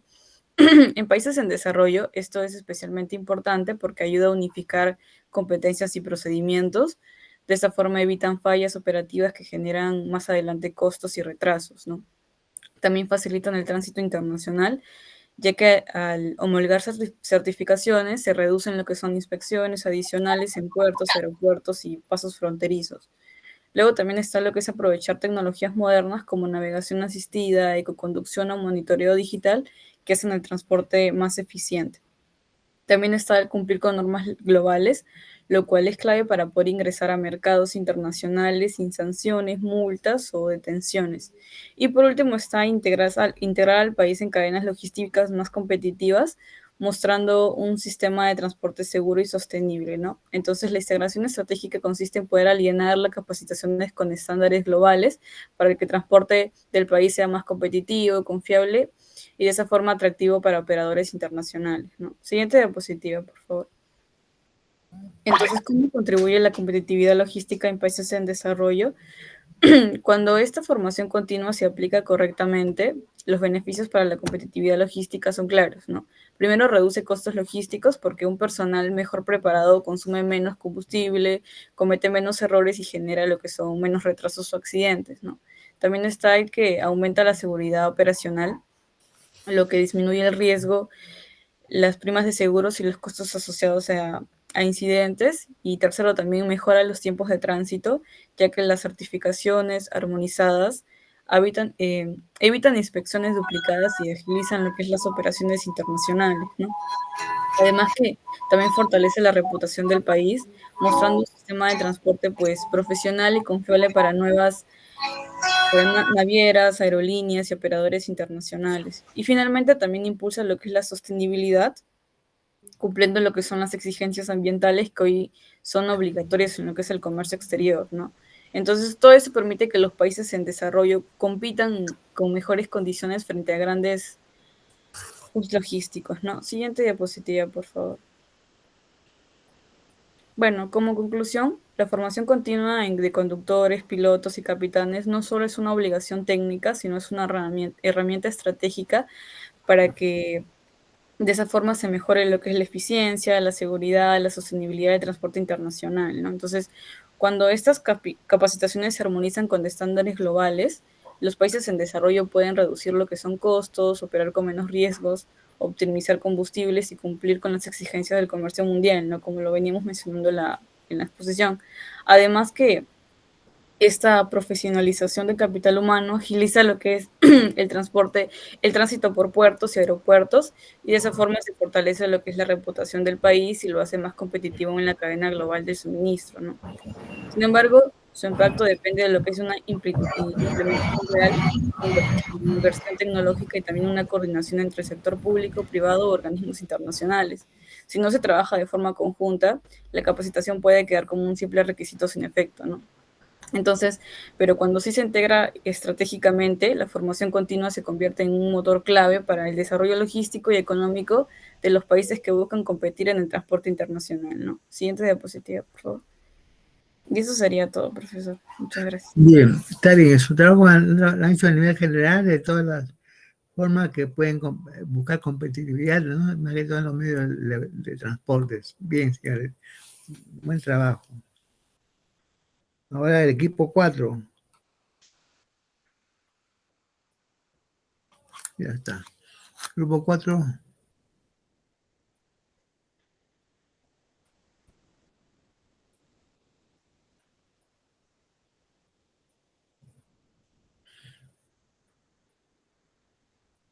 Ahorita comparto pantalla, profesor. Ahorita voy a compartir, profesor. Buenas noches. Yeah.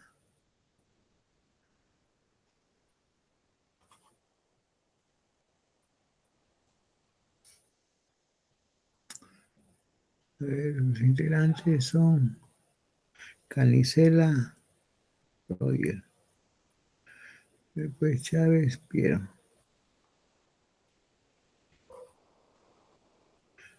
Sandoval,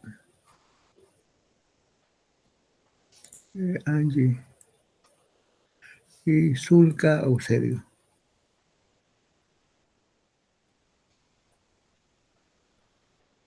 Ya, señores, ahora de cámara ustedes la parte portuaria del mar.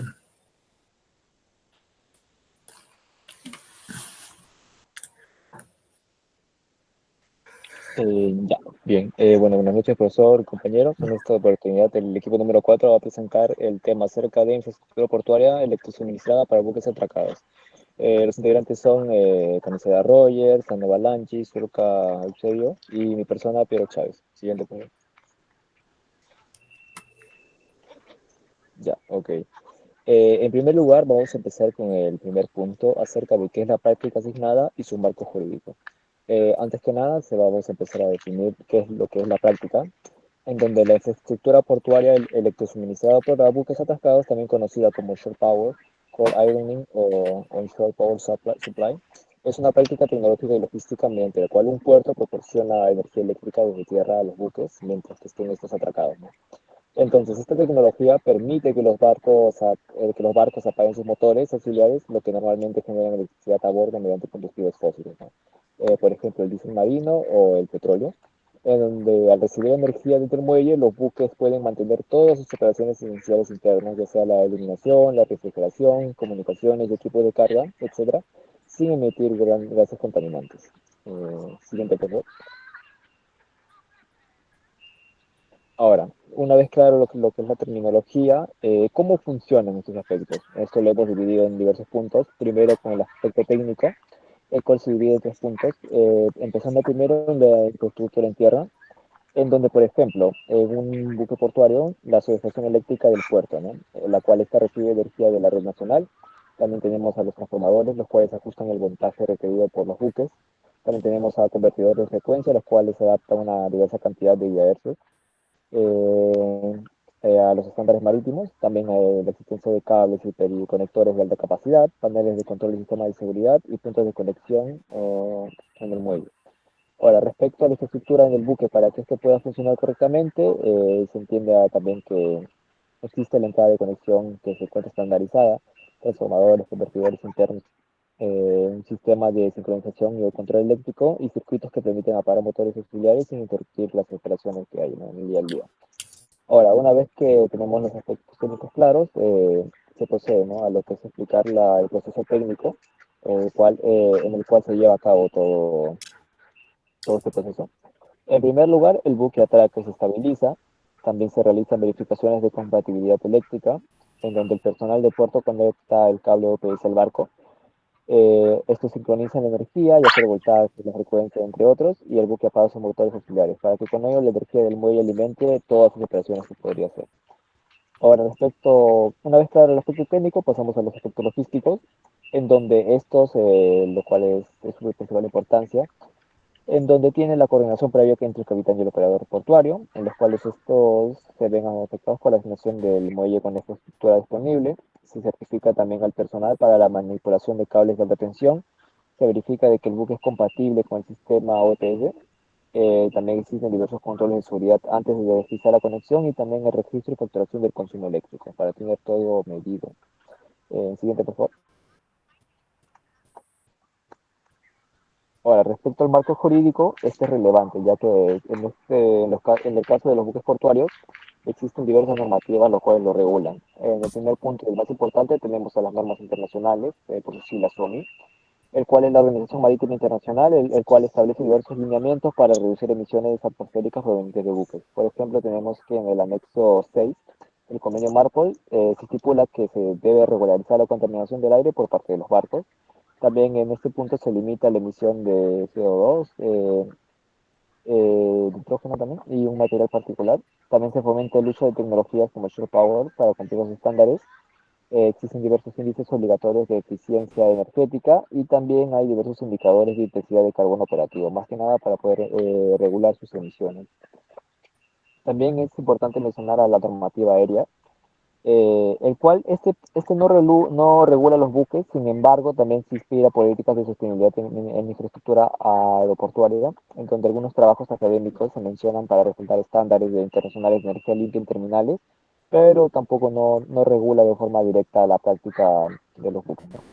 También tenemos regulaciones en el aspecto nacional, en donde cada país adopta sus propias normas, ¿no? Por ejemplo, existen diversas leyes de calidad del aire que incentivan tecnologías limpias en puertos, también existen diversos requisitos de puertos verdes, tarifas especiales para energía eléctrica suministrada a los buques y también normas de seguridad, los cuales en muchos países han establecido estándares basados en diversas normas, en ISOs, por ejemplo la 80005, que regula el diseño y operación del sistema OTS. Siguiente. Y finalmente, respondiendo a la última pregunta, ¿qué problema de sostenibilidad resuelve? Entre ellos tenemos 4 puntos, por ejemplo, las emisiones atmosféricas, por ejemplo, la reducción de CO2, también materiales particulados, y en donde en ciudades costeras o puertos cercanos, en zonas urbanas, el impacto de la salud pública es muy significativo. También la reducción de la contaminación acústica, en donde los motores auxiliares generan un ruido continuo, lo que puede afectar a trabajadores portuarios, a la población cercana y también a la fauna marina. También la dependencia de combustibles fósiles, en donde la OPS sustituye el diésel marino por electricidad, que a veces viene de fuentes más limpias, ¿no? Y renovables. Y finalmente el cumplimiento de metas de descarbonización, donde los puertos modernos deben minimizar su impacto ambiental para integrarse en cadenas logísticas más sostenibles. Ahora doy paso a mi siguiente compañero. Bien, entonces continuando con la exposición tenemos la transformación ambiental, beneficios a nivel local y global. El principal argumento sería la salud pública y el medio ambiente, ¿no? Al apagar los motores diésel de los buques atracados y conectarlos a la red, logramos una reducción inmediata y casi total de los contaminantes más dañinos en nuestras ciudades. Tenemos lo que es la eliminación de contaminantes críticos, ¿no? La contaminación en puertos es la más peligrosa porque ocurre en zonas pobladas, ¿no? Eliminando el 90% al 100% de las emisiones directas durante la escala. Tenemos también lo que es la reducción drástica de óxidos de azufre y óxidos de nitrógeno, precursores del smog y causas de problemas respiratorios graves. También eliminar las finas partículas que se alojan en los pulmones, mejorando la calidad del aire para las comunidades portuarias. Luego tenemos lo que es huella de carbono y matriz enérgica, ¿no? Impacto global. Bien, si el puerto usa una matriz eléctrica limpia, ejemplo, hidroeléctrica, eólica, la reducción de CO2 es cercana al 100% durante el atraque. Incluso si la red terrestre usa combustibles fósiles, la emisión se traslada de un generador ineficiente y no regulado, el del buque, a una central eléctrica más eficiente y con estrictos controles de emisión, lo que siempre resulta en una reducción neta. Siguiente diapositiva, por favor. En cuanto a los beneficios logísticos y operacionales, bueno, más allá de lo ambiental, esto podría mejorar la eficiencia y la logística del puerto y del buque. Tenemos lo que es la estabilidad operacional, ¿no? El suministro desde la red terrestre es más estable y fiable que los generadores auxiliares del barco, lo que reduce el riesgo de fallas eléctricas durante la crítica operación de carga y descarga. También lo que es mantenimiento y vida útil, ¿no? Al estar conectados, los costosos motores auxiliares del buque tienen menos horas de uso. Esto reduce el desgaste, disminuye los gastos de mantenimiento y prolonga su vida útil. También lo que es contaminación acústica. Un beneficio simple pero vital, el silencio, ¿no? La eliminación del ruido constante de los generadores mejora el entorno de trabajo y la calidad de vida de los vecinos. Siguiente diapositiva. Por último, tenemos lo que son las ventajas económicas y financieras. Finalmente, hablando de dinero, aunque la inversión inicial es alta, los beneficios económicos a largo plazo compensan este gasto. Tenemos lo que es el ahorro directo de combustible. El principal beneficio para el armador es el costo de la energía. En casi todos los casos, el precio del kilovatio por hora eléctrico es significativamente más bajo que el costo equivalente de generar esa misma energía usando el diésel marino a bordo. Eso se traduce en un ahorro operacional inmediato en cada escala. Y por último, incentivos y rentabilidad, ¿no? Muchos puertos, impulsados por regulaciones, ofrecen descuentos en las tasas portuarias a los buques que se conectan al OPS. Eso es un ingreso indirecto para la naviera. El cumplimiento con estas tecnologías reduce el riesgo de multas millonarias por incumplimiento en zonas de control de emisiones. Siguiente diapositiva, por favor. Le doy el paso a mi compañero. Ya, siguiendo con la exposición, en este caso voy a presentar dos casos reales que muestran cómo la electrificación portuaria, también conocida como hot running, se está convirtiendo, ¿no?, en una herramienta clave. Como primer caso tenemos el puerto de Helsinki. Bueno, para entender la importancia de este proyecto necesitamos primero ver el contexto. Bueno, este puerto es el más grande de Finlandia y concentra una parte muy importante, ¿no?, que es del comercio exterior de este país. Hasta hace poco, los barcos que llegaban al puerto mantenían encendidos sus motores auxiliares durante toda su estancia, ¿no? Esto generaba emisiones constantes de CO2, óxidos de nitrógeno, de azufre, entre otros. En una región como es esta, que es densamente poblada, estos contaminantes tenían un impacto directo en la salud pública y en la calidad del aire. Es por eso que para enfrentar este desafío, en el año 2024, este puerto dio un paso decisivo, ¿no?, que es inaugurar la primera instalación de suministro eléctrico desde tierra. Este sistema, conocido también como OPS, ofrece hasta 4 megawatts por conexión, lo cual es suficiente, ¿no?, para atender a todas las navieras de este puerto.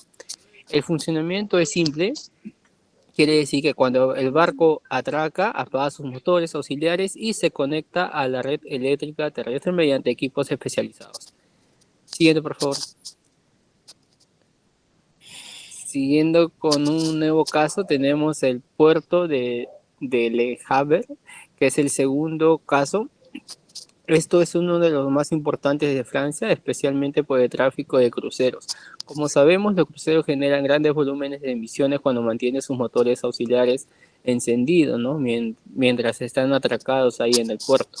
Ante la presión social y las nuevas regulaciones ambientales de este país, este puerto decidió actuar y es así que en octubre de este año inauguró su primera infraestructura para cruceros en el muelle de Pierre Cayet. Este barco fue conectado, pero lo más relevante es la magnitud técnica del proyecto. El programa se llamó RENAC, el cual incluyó, ¿no?, la instalación de subestaciones de alta tensión con una capacidad de 13 megawatts por muelle y una infraestructura capaz de atender hasta 3 muelles al mismo tiempo. En cuanto a los beneficios que se tuvo para este puerto, los cálculos son muy similares a los del primer puerto, entre 15.000 a 20.000 toneladas de CO2 menos por año. Además, ¿no?, de reducciones significativas de otras sustancias finas. Siguiente, por favor.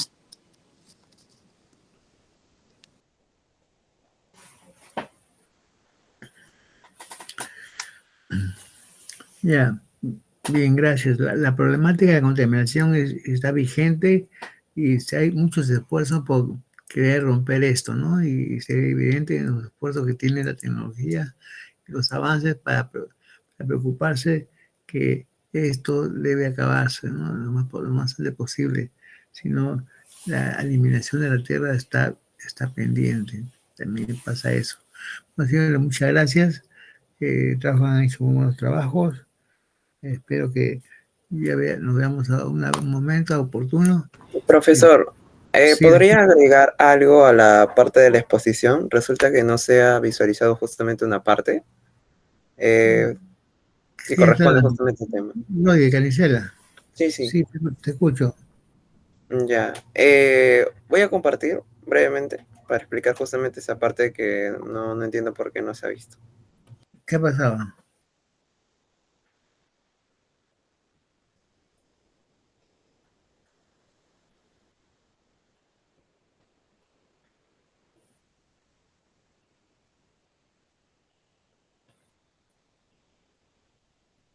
A ver, Canicela.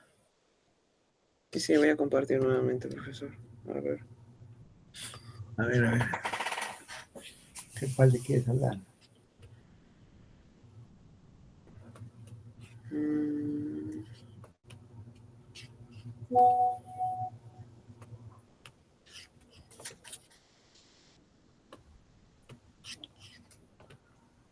Sí, faltaba hablar acerca de la competitividad logística que tiene que ver relación con esto, ¿no?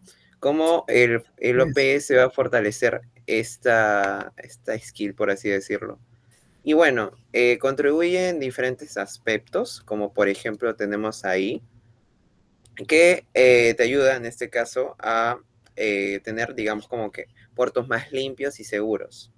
Esto sucede porque al conectar, digamos, los buques al sistema eléctrico del puerto, se apagan lo que son los motores auxiliares y reduce significativamente las emisiones, ruido y vibraciones. Esto mejora lo que va a ser las condiciones del trabajo, proteger la salud de los colaboradores y permite operar de una forma más segura y ordenada. También contribuye a lo que es el cumplimiento de estándares ambientales internacionales, porque hoy en día las navieras y los mercados globales exigen que los puertos adopten prácticas más sostenibles. También contribuye a lo que es una mayor eficiencia operativa, ya que al eliminar restricciones ligadas a la contaminación, se puede trabajar con continuidad incluso en zonas urbanas donde antes existían muchas limitaciones. También tenemos lo que son la atracción de nuevas rutas y operadores, ya que los puertos que cuentan con esta infraestructura proyectan una imagen de modernidad, innovación y responsabilidad ambiental. Y también lo que mencioné, o sea, de que también contribuye a lo que es una diferenciación competitiva regional, ya que en muchos países de la región aún no se implementa el OPS. Es por eso que un puerto que adopta esta tecnología destaca frente a sus competidores, posicionándose como un referente moderno y preparado para las exigencias del comercio internacional. Luego de ello, vamos a hablar con respecto a las ventajas y por qué justamente esta infraestructura sería clave. Bueno, es clave porque mejora la reputación logística del país. Implementar una OPS no solo moderniza el puerto, sino que envía un mensaje a nivel internacional del que el país está alineado con prácticas más innovadoras y sostenibles. También facilita la atracción de una inversión extranjera. Actualmente muchos fondos internacionales priorizan proyectos verdes y contar con una OPS aumenta las posibilidades de poder obtener un financiamiento externo. También reduce lo que son los costos operativos, ya que los buques ahorran combustible al no usar motores auxiliares y reducen el desgaste de estas máquinas, disminuyendo así costos de mantenimiento. También permite una integración con cadenas globales sostenibles, ya que cada vez más empresas priorizan trabajar con puertos que cumplen con criterios ambientales. Y también refuerza la competitividad nacional. Bueno, ya para dar una conclusión frente a toda esta exposición, hemos llegado a lo siguiente, que el OPS no solo mejora el aspecto ambiental, sino también que impulsa una operación más eficiente y acorde con las tendencias globales. Que también tiene beneficios ambientales y operativos claros, pero eso sí, van a depender de una implementación planificada. Si no se gestiona de manera adecuada, los equipos pueden quedar subutilizados o no generar, digamos, el impacto esperado. También requiere de una coordinación entre el Estado, los operadores y las navieras, ya que estas tres partes deben trabajar de manera alineada para poder garantizar estabilidad normativa, incentivos adecuados y disponibilidad tecnológica. También el OEPS debe integrarse en una visión portuaria moderna y de largo plazo, ya que esto no puede ser un proyecto aislado, sino debe formar parte de un plan general de modernización. Y por último, si se gestiona bien, puede transformar la logística y fortalecer la posición del país. Bueno, eso sería todo, profesor, ya para culminar justamente esta parte. Canicela, está bien, gracias. Pero, ¿qué cosa quiere decir la OPS? La OPS justamente es lo que es lo que justamente nos ha tocado el tema como tal, es el a ver, acá lo tengo. Es Onshore Power Supply, que es justamente lo que mencionó mis compañeros, que también es conocido como el Cold Ironing, que es justamente el tema de que estamos hablando hoy justamente en la clase, ¿no? Que es la infraestructura portuaria electrosuministrada para buques atracados, ¿no? Eso es otra forma de decir, pero en este caso en el plano internacional. Ya es la conexión eléctrica que se le pone al barco para suplir los motores. Ya, está bien. Pues yo la OPS entendía como la Oficina Panamericana de Salud. Sí, también se entiende así, lamentablemente, pero no, sí, estamos Ya, justamente refiriéndonos a término eso. inglés, está bien, gracias por la aclaración, esa parte, está interesante porque es una forma de ahorrar, ¿no? Ahorrar energía y aparte la contaminación que es vigente. Gracias, Canicela, muy bien. Ya está. Ya, señor. Entonces, ¿pasamos listo o ya no? ¿Qué dicen ustedes? Porque ya no es necesario, estamos en el fin de clase ya. Pasamos listo. A ver. ¿El profesor va a pasar lista? Sí, creo que sí, ¿no? Hay tiempo. Creo que algunos ya se han retirado. ¿Se han retirado? Sí, porque ya estamos a fin de clase, ya no hay justificación de asistencias. Bueno, señores, ¿dónde estamos acá? Sí. Un abrazo y nos despedimos de ustedes. Y las notas tengo que coordinar con el señor Jordán para que se puedan tener las notas completas antes de entregar a Zoom. Los señores, gracias por todo. Un abrazo, cuídense y espero que su promoción sea bastante importante y que den marca a la facultad y a la universidad. Gracias por todo y un abrazo para ustedes. Saludos. Gracias, profesor. Gracias, profesor. Hasta luego. Cuídese. Hasta luego. Cuídese. A usted también, gracias. Un abrazo para ustedes, estimados alumnos.